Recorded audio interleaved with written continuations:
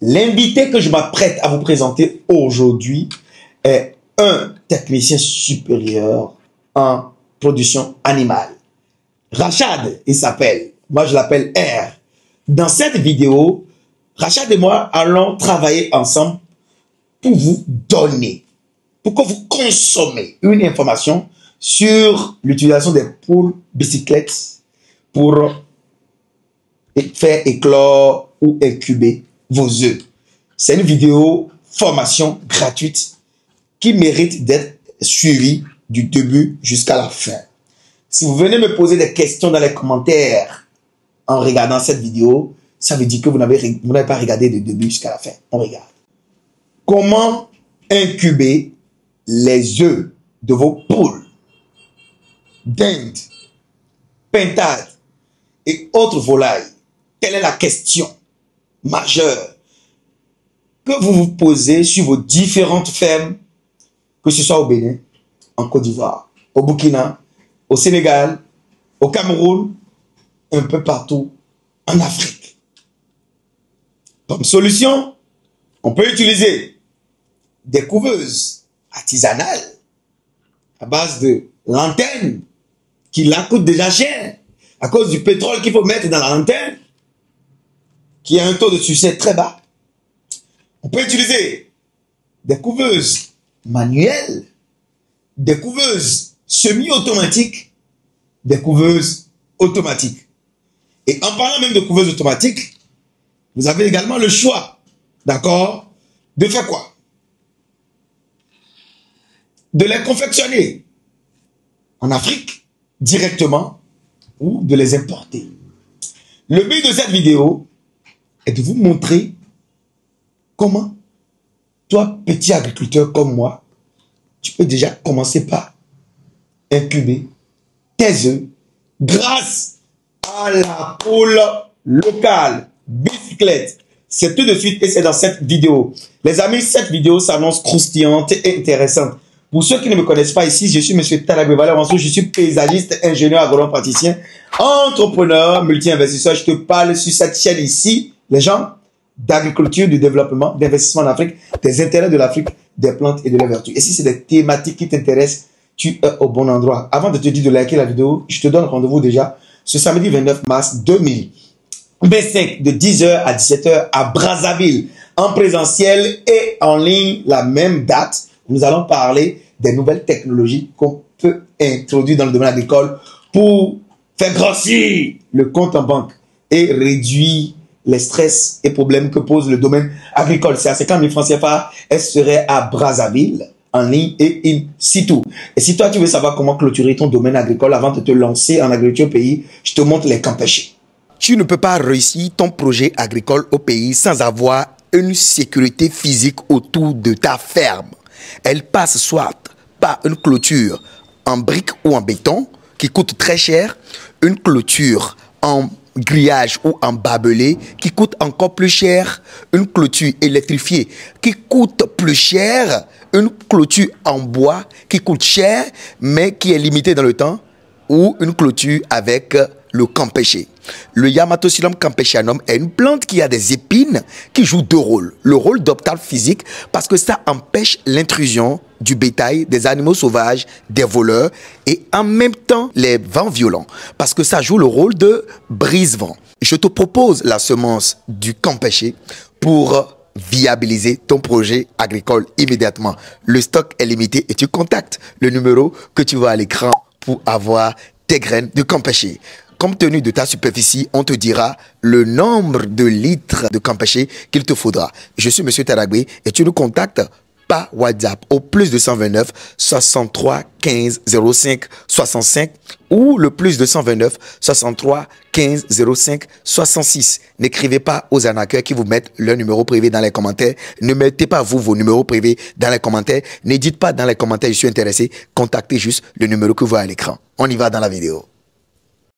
Alors, bonjour Monsieur Rachad. Bonjour Monsieur Valère. Comment vous allez? Je vais être très bien chez vous. Ça va très bien. Alors, Monsieur Rachad, est-ce que vous êtes sûr, en regardant les abonnés, qu'on peut utiliser la poule bicyclette locale pour faire incuber les œufs? Est-ce que vous êtes sûr? Pour cette question, je vous dis que je suis très sûr. Puisque les poules locales, avant même l'arrivée des incubateurs, on utilisait les poules locales pour faire incuber les œufs. Puisque bien avant même l'arrivée des poules exotiques, on avait des poussins. Les poulets de chair, tout ça là, les Goliath, tout ça là. On avait les poulets locaux dans nos villages. C'est pas une seule poule, c'est une poule avec des coques, ils vont s'accoupler. On aura des poussins après. Et ces poules là même, elles ont l'instinct maternel inné en eux pour pouvoir bien couvrir d'abord les œufs et bien garder les petits. Les poussins contre les prédateurs. Contre les prédateurs. Donc, une fois que l'accouplement fait et puis la poule pond des œufs, elle couvre ses œufs pendant 21 jours. Après l'incubation des œufs, l'éclosion commence maintenant. L'éclosion dure généralement... C'est pas moi, il faut regarder les abonnés, c'est à eux que tu parles. L'éclosion dure généralement 24 à 48 heures. Et vous avez vos poussins. Si le sexe ratio est bien respecté dans votre élevage, vous avez une éclosion jusqu'à 80%. 80%. Par exemple, sur 20 œufs, tu as combien? Là, ça veut dire 16 œufs éclos. Ok, c'est pas mal. Étant donné que la poule est une mère protectrice, elle protège ses poussins contre plusieurs prédateurs. C'est vrai qu'il y en a parfois, mais elle essaie de se même quand les humains, quand on était petit, là, elle fait comme ça, elle se gonfle pour intimider. Et moi, j'avais peur des poules pondeuses. Et puis on fuit. On fuit. Voilà. Donc, c'est sa manière à elle de se protéger et protéger ses petits également. D'accord. Quand les petits sont derrière elle jusqu'à un âge donné, surtout quand les petits sont laissés aux poules, elle peut les garder pendant environ 4 à 6 semaines. Après ce temps, elle commence par se séparer d'eux un peu. Jusqu'à les petits... Les sevrés, quoi. Les sevrés, exactement. Alors, avant d'aller dans le fond de cette vidéo, Rachad, est-ce que tu peux te présenter aux agriculteurs modernes, s'il te plaît? Rachad, toi, tu es qui? Merci. Moi, c'est Rachad Lawani, technicien supérieur en production et santé animale. J'ai fait un peu mon parcours dans la production animale, que ce soit dans l'aviculture, comme dans l'élevage d'autres espèces animales également. D'accord. Alors, Rachad, je vais maintenant on va rentrer dans le plat de résistance. Moi, je suis un petit agriculteur, d'accord? Je veux démarrer l'élevage de poules, d'accord?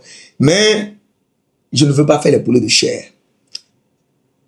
Quelle serait ta réaction en tant que technicien supérieur en production animale? J'ai dit, il y a des poulets de chair qui vont me donner des sujets prêts à être consommés en 45 jours. Et moi, je décide d'aller vers les poulets bicyclettes. Ce qu'on avait l'habitude, les poulets bio. Quel serait déjà ton conseil en tant que technicien supérieur en production animale? À me prodiguer, je t'écoute. Premier conseil, tout dépend de votre clientèle. D'accord. Si vos clients cibles aiment bien la viande de poulet local, de poulet bicyclette, ce qui est bio, ça je vous conseille d'aller directement dans ce sens. Puisque d'abord, ces derniers temps, les poulets locaux sont, disons, rares à trouver. Avant, on allait dans les villages, on récoltait. Mais actuellement, même dans les villages, il n'y en a pas. Et il y a peu de femmes qui sont lancées dans ça. Ce n'est pas parce que les poulets locaux ne sont pas productifs, ni ils n'ont pas un bon revenu. Mais dans la tête des gens, c'est toujours ce qui va vite donner et puis ils vont consommer. Or, le poulet local, sa viande a certaines caractéristiques organoleptiques que les autres n'ont pas. Donc, quand vous prenez ça, vous avez une viande bien tendre et puis une viande très nutritive. De plus, la production des poulets locaux ne demande pas un très grand investissement. Même si vous commencez avec 50 poules, vous êtes déjà un grand éleveur. Puisque au bout de quelques jours ou bien au bout de quelques semaines, vous aurez déjà assez de poussins. Et si vous avez une bonne méthode d'élevage, vous pouvez avoir plusieurs poulets en maximum 6 mois. Plusieurs poulets consommables. D'accord. Alors, Richard, déjà, est-ce qu'un éleveur de poulets bicyclettes ou de poules locales et un éleveur de poulets conventionnels, est-ce que les deux là, entre les deux, est-ce qu'ils prennent les mêmes risques? Entre l'éleveur de poulets de chair, poulets modernes, et l'éleveur de poulets bicyclettes, qu'est-ce qui prend le plus de risques entre les deux? Celui qui prend plus de risques, c'est celui qui élève les poulets de chair. D'accord. Faut même pas zoomer ça. Laisse ça comme ça. Le reste, là, on verra ça au niveau de la formation. Et si vous voulez déjà même en griffe sur une formation sur l'élevage de poulet local, je vous invite à aller dans la description. On a laissé un numéro là pour suivre une formation. en la matière. Alors, Rachel, je veux démarrer le levage de poulet bicyclette. D'accord? Sur ma ferme, concrètement. Je démarre avec combien de sujets? En tant que petit éleveur, sans expérience, je veux tester quelque chose. Je veux démarrer quelque chose. Tu me conseilles combien de poulets pour démarrer? Moi, je vous conseille de commencer avec 20 poules et 5 coqs. Coqs? Oui. D'accord. Donc, je commence avec 5 coqs et 20 poules. Et 20 poules. Alors, les poules et coqs doivent avoir quel âge pour démarrer? Pour démarrer, prenez des sujets prêts à pondre. D'accord. Les femelles doivent avoir minimum 5 mois et les mâles 6 mois d'âge. Donc, ça veut dire que tu es en train d'insinuer par là que la maturité sexuelle chez les poulets bicyclettes est de 6 mois. Oui, exactement. Chez le mâle et chez la femelle. Chez le mâle, 7 mois et chez la femelle, 6 mois. Donc, chez le mâle, 7 mois et chez la femelle, 6 mois. D'accord. Donc, quand je dis prenez les poules de 5 mois et des mâles de 6 mois, il faut quand même un temps pour faire la quarantaine sur votre site d'abord. Très bien. Avant de les mettre en production. Alors, Rachad, explique aux agriculteurs modernes pourquoi il faut observer la quarantaine avant de commencer quoi que ce soit. Let's go. Il faut forcément observer la quarantaine puisque vous ne savez pas les maladies que les sujets que vous avez ramenés hébergent en eux. D'accord. Donc, le temps de quarantaine permet de savoir concrètement si le sujet que vous voulez insérer dans votre élevage a une sécurité sanitaire d'abord. Quand vous avez, après avoir passé ce temps de quarantaine, vous êtes sûr maintenant que bon, cette poule, je peux l'insérer dans mon élevage sans trop courir de risque de mortalité ou bien d'infection avec des maladies virales et autres. En parlant même de quarantaine, j'en suis la preuve vivante. J'ai eu à perdre tous mes oiseaux d'ornement, toutes mes poules soie babeux que j'ai acheté à des millions de francs CFA l'année passée quand je faisais la fermentation au Congo, au Côte d'Ivoire, parce que on m'a offert 2 coques que je devais consommer. Mais je n'étais pas sur place. Donc j'ai dit à ce dernier de déposer sur la ferme pour moi. Il a déposé, mon animalier n'a pas observé la quarantaine, il a libéré les coques dans la basse-cour et tous mes oiseaux de prestige, les cochons cahutés, les poules soie babeux, j'ai tout perdu, même mes dindes. J'ai perdu la moitié de la population de mes dindes. Donc, c'est très important d'observer la quarantaine. Alors, comment est-ce qu'elle se présente la quarantaine? Comment on observe la quarantaine dans la pratique avec tes 20 poules bicyclettes et tes 5 coqs mâles? Pour observer la quarantaine, ce n'est pas compliqué. D'accord. Vous avez votre bâtiment de levage à part et le bâtiment pour la quarantaine à part. Très bien. Quand on parle de bâtiment pour la quarantaine, c'est comme tout poulailler, mais qui est indépendant disons, du vrai poulailler, on va parler comme ça. C'est comme un poste de dédouanement, quoi. Exactement. C'est-à-dire, ça doit transiter par cette rivière qui va laver les malades, les potentiels pathogènes qu'il y a dans ces sujets avant qu'on les mette dans la basse-cour normale. Très bien. Alors, nous avons des sujets, ok, qui sont à la maturité sexuelle et voilà, qui sont rentrés dans notre basse-cour. Quel doit être le comportement que le leveur X doit avoir pour optimiser les chances de vite avoir des œufs? Pour vite avoir les œufs, il faut une bonne méthode d'élevage. D'accord. Tout commence par l'alimentation d'abord. D'accord. Ce n'est pas parce qu'on a dit c'est des poules locales, il faut aller à la cuisine, prendre les restes et puis venir les donner. Très bien. Il faut une alimentation qui contient tous les nutriments dont l'organisme de la poule ou bien des coqs ont besoin pour la reproduction. Voilà. Quand l'alimentation est bonne, vous avez une reproduction assurée et comme ça, les œufs la poule va pondre comme ça se doit. La fécondité des œufs sera au point. Elle va bien couvrir les œufs et vous aurez des poussins qui sont beaux et puis qui vont vite grandir. Très bien. Alors, Rachad, une poule bicyclette locale peut pondre combien d'œufs? Une poule locale bicyclette peut pondre 10 jusqu'à 15 œufs. Même si c'est une nouvelle poule, elle peut pondre de 10 jusqu'à 15 œufs. Et là, vous êtes sûr qu'elle peut bien couvrir. D'accord. 10 à 15 œufs. Oui. Donc, ça veut dire qu'à la moyenne, ça fait 7,5 œufs. Pour une poule? Ouais. Exactement. 7,5, ça, exactement. Ben, une poule, dans le meilleur des cas, locale, peut pondre jusqu'à combien d'œufs? Dans le meilleur des cas, ça peut excéder 15. D'accord. Jusqu'à aller à 20? Possible. 18 à 20. 18 à 20. Oui. Alors, elle a pondu ses œufs. La phase d'incubation va démarrer maintenant. Bien sûr. comment ça se manifeste chez la poule locale? Est-ce qu'elle a une machine pour appuyer et puis l'incubateur va sortir ou le closeur va sortir? Comment elle arrive à faire éclore ses propres œufs? Comment elle fait? Explique aux agriculteurs modernes. Chez la poule locale, oui, tout se fait naturellement. Ok. Puisqu'elle a d'abord cet instinct inné en elle. Oui. Même avant de pondre, elle ne pond pas n'importe où. Ok. Elle apprête d'abord son pondoir. D'accord. Et le pondoir, souvent, c'est un endroit isolé dans le poulailler ou bien dans la basse-cour. Très bien. Où tout le monde ne vient, les autres poules ou bien même l'humain ne viendra pas la déranger. Pour vous la déranger, oui. La déranger fréquemment. Donc, elle prépare son pondoir, elle va pondre là, et pour la plupart du temps, dans votre élevage, observez bien, elle a toujours les yeux sur ses œufs. Même si elle tourne, elle sort pour manger n'importe comment, elle vient fréquemment voir ses œufs. Quand elle aurait fini de pondre, ouais, elle va maintenant commencer par couvrir les œufs. Et pour couvrir les œufs, ce n'est pas une machine qu'elle a à l'intérieur, c'est ses ailes qui la permettent de couvrir les œufs pour créer une chaleur là-bas. Ouais. Et quand la température est maintenue, elle a aussi sa manière à elle de tourner les œufs. Ok. Elle tourne les œufs. Donc, elle a même temps, voilà, une couveuse automatique, quoi. Exactement. Donc, elle arrive à couvrir les œufs et à retourner les œufs. Le retournement. Ok.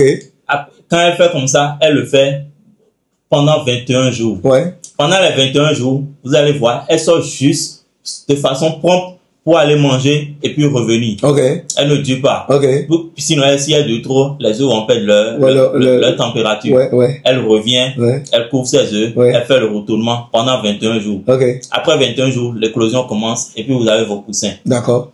Si vous voulez rapidement développer votre élevage, ouais, vous pouvez récupérer les poussins, okay, après éclosion, ouais, et puis incuber disons, dans une poussinière, okay, pour pouvoir mieux gérer les sujets et la permettre à l'autre de vite reprendre afin de recommencer une autre. Et c'est ce que je recommande déjà à tous les agriculteurs qui veulent démarrer, c'est d'utiliser cette méthode d'arracher les poussins à la mer et de mettre dans une poussinière pour poursuivre humainement le reste de façon artificielle, oui, et permettre à l'autre là d'être prêt dans quelques jours pour reprendre le cycle.